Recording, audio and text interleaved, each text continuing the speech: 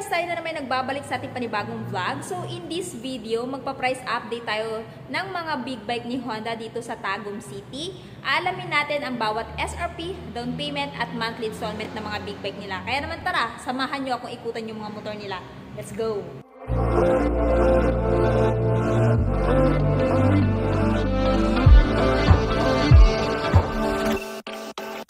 She got a body like a goddess, and she talks so sweet. It's like I can't believe I'm the one that she wanted.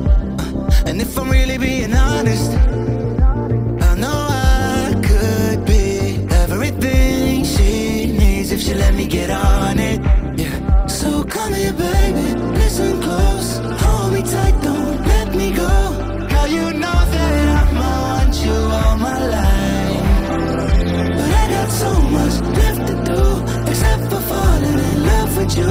So I'ma let you keep me up another time, but please don't stay the night.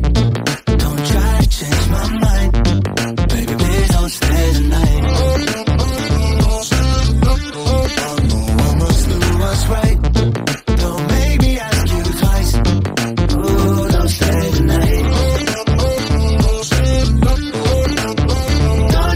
Turn into a fight. You know I love you by my side. Just don't stay the night.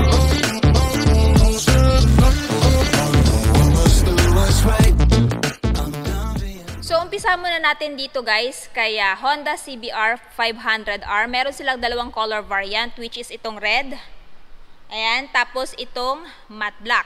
So meron po silang updated price guys na 389,000 pesos kung bibilhin nyo ng cash. Ang down payment naman po niya guys is 155,600 kung gusto nyo ng hulugan.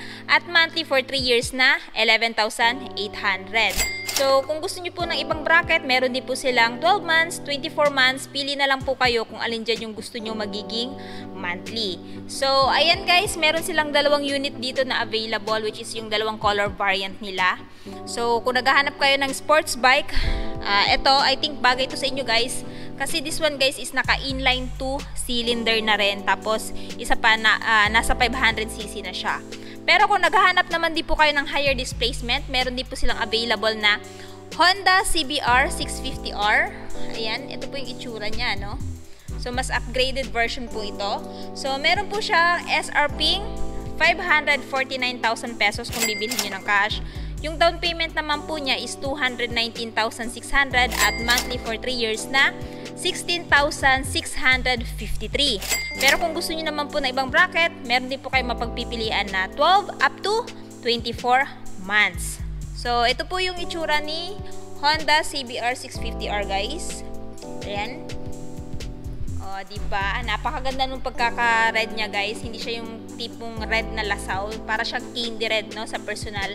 Tapos may halo din siya parang carbon matte fiber dito sa kanyang mga flarings. Pero di po pala silang ibang color variant ng Honda CBR 650R.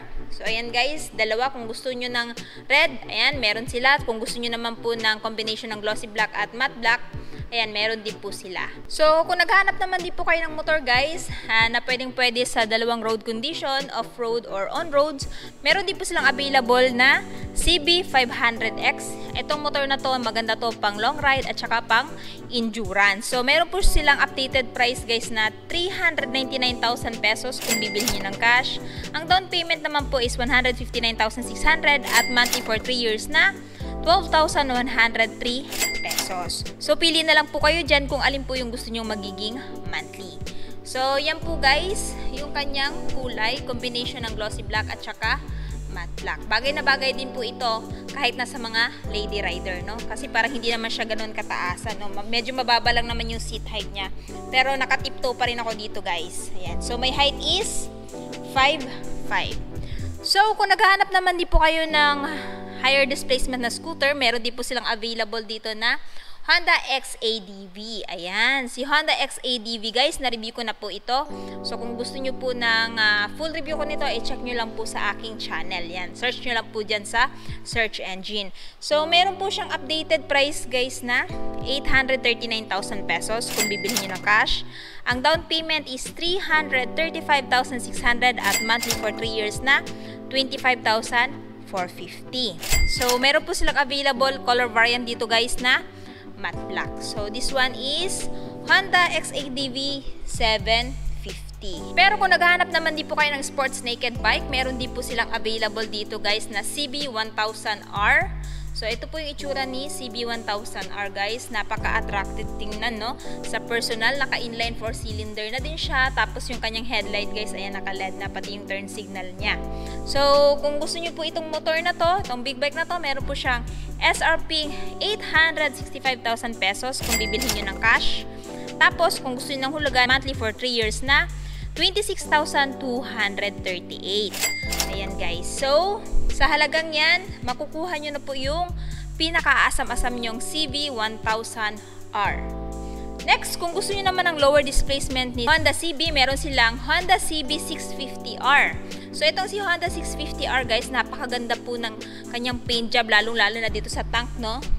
Para siyang candy red or talagang candy red talaga yung itsura niya, no? So, itong big bike na to guys, kung interested kayo, meron po siyang SRP 519,000 pesos kung bibilhin nyo ng cash. Ang down payment is 207,600 at monthly for 3 years na 15,743. So, ayan guys.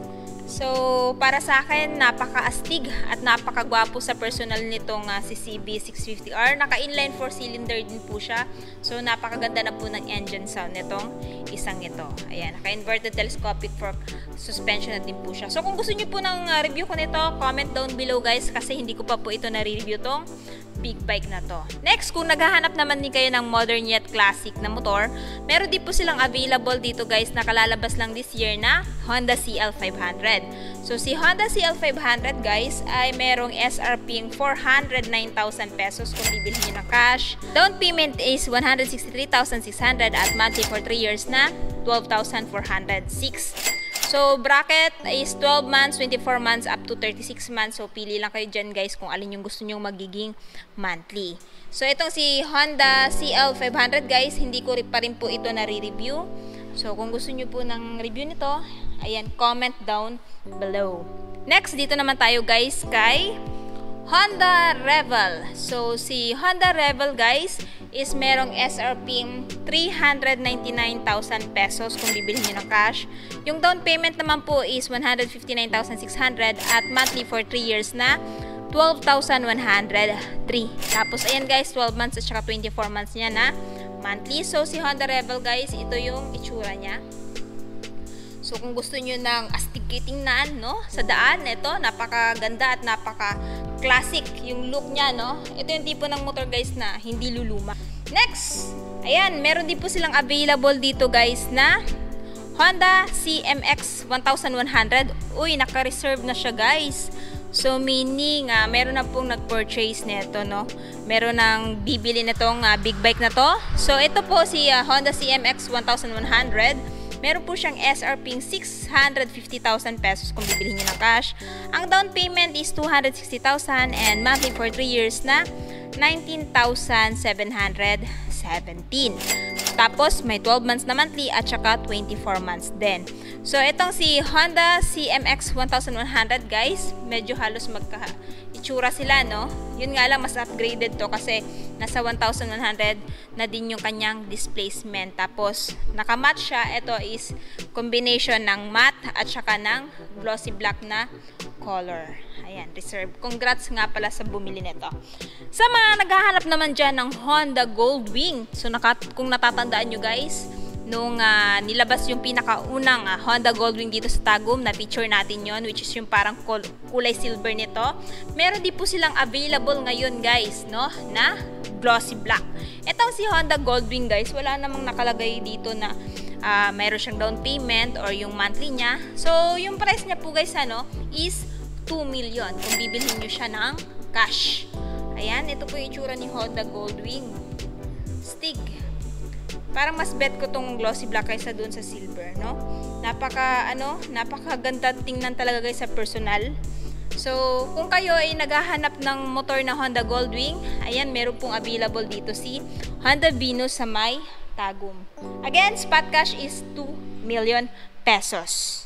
Next, Kung naghahanap naman po kayo ng Africa Twin, meron din po silang available dito guys na dalawang color variant.